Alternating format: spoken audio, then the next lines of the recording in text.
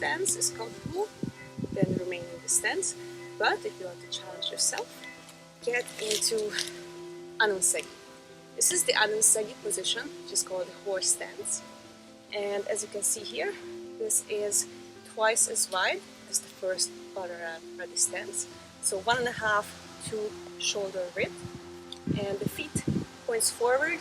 I know it should be like this, to be fair, but for some reason it's like that. So I'm gonna stay here and we're gonna do punches, just straight punches forward. Now, if this is too much, then you can just stay here and do it like that. Punch is just a simple forward punch. The way you make the punch to be forward is you put your two fists together like this. This makes it into a triangle. Let's see, in the middle. That's your middle part. So this is the middle section. Everything down from here is a low section. Najundasagi. This is Kaunde, Korean, the middle. And there is Nopunde, which is the high section. High section is your head level, basically. Now we're just going to do the mid section. So this is the middle. Again, you can always measure it like this. Stay it like that. You start from here. So your waist or hips or wherever you wear your belt. So it goes from here, not from here. And the move that you do with each technique is what we call sine wave movement.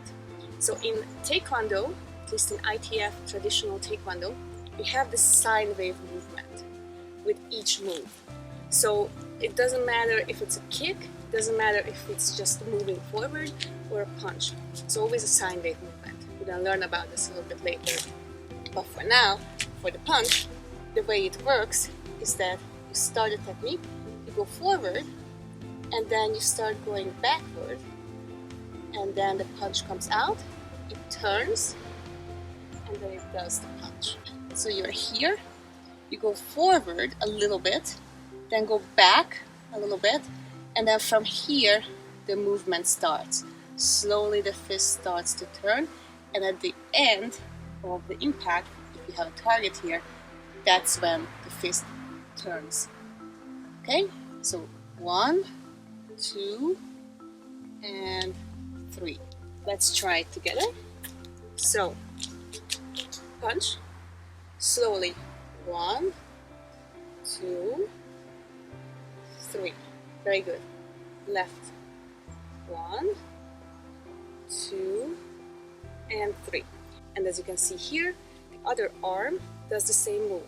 So when this one goes for the punch, the one that was out turns up and goes back straight into your hips or the belt. So forward and back. And when the two fists meet, just for a slight moment here is when the turn happens. So it's not just like this, or not just like that. You actually have to turn the fists. Okay? So that's where the movement and the momentum gets started, right? Slowly again. 1, 2, closer together, turn, and back. And the tricky part is here that at the moment of impact here, you don't target, but the moment of impact is when this one has to go back. And you also have to breathe out. You breathe in and you breathe out, but you don't breathe out from the upper part of your body, you breathe out from the stomach. If you put your hand on the stomach, you can feel the pressure that goes out. So with the punch, when I'm doing this, I breathe out all the air that was in my body. That's also to give more power to the technique and also to not have any air in me. So in case I get attacked, there is nothing that stuck in my body. I'm going to add one more thing to this, which is going to be a sine wave movement in this ready stance. What we do is basically lift up the heels and down. And you can imagine that you're doing a circle or a sine wave, but we are not moving forward. would be like this when we are moving forward. But now we're just staying here. So you're going to lift up and down. Lift up, and when the heels are up, you're up, and at the moment of impact, put the heels down. Also to generate more power. So one more. Very good, keep going.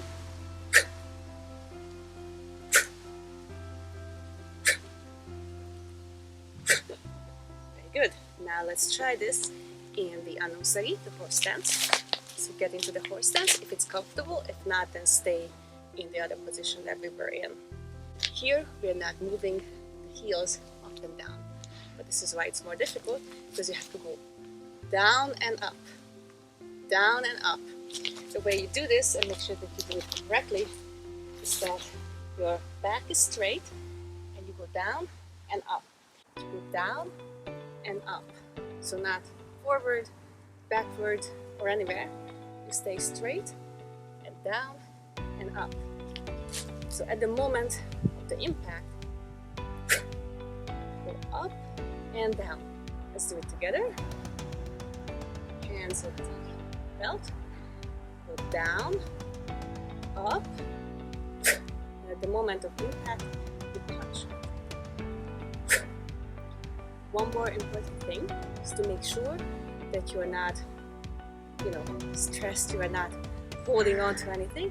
Just make sure that you are easing into the movement, and only at the last part of the move, of the technique, is when you actually push. That's when you release the power.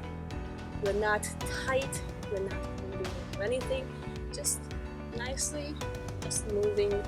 And then when you decide to actually do the technique, then you get all your body, everything moving into one single tap.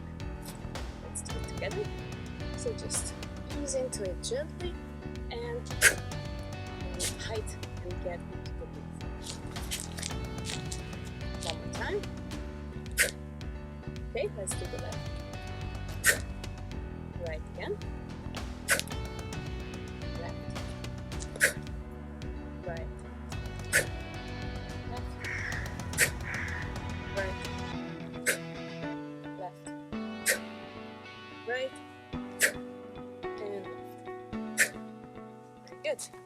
Now we get back. If you want, we can add 2 more moves to the punch. So we did this, right?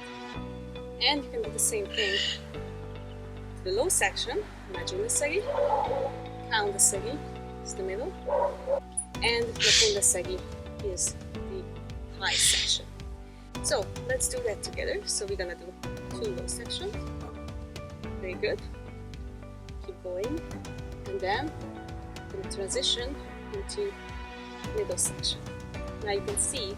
You can always go back to the low section and go to the middle section and go to the high section. This is just a good exercise, and you can see that even though my shoulders are moving, my torso is not moving too much to the left or the right. So we are trying to be as full frontal as possible. And if you want to do it in the same position, this is the same. Go up, down. So it's a little bit slower, right? Because it's not just like this.